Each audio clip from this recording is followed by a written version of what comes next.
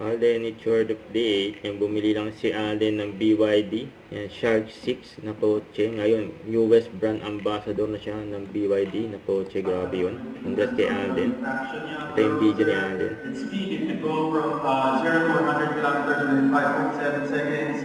And because of its plug-in hybrid feature, fuel efficiency is parang, the way they say it's 40%. And fuel-induced pickup service. I think BYD is the pioneer of plug-in Manila yung ginawa. pickup. So I'm just really impressed with its features, and at the same time it's also a spearhead in sustainability and efficiency because it produces less emission since it has a plug-in feature. And at the same time,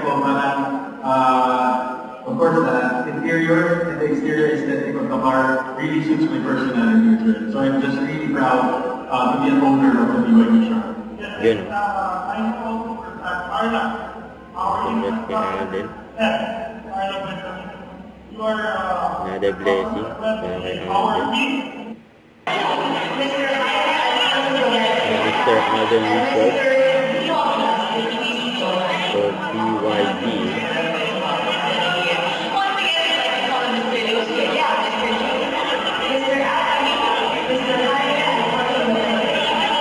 Ayan, tayo yung 2025 US Winter.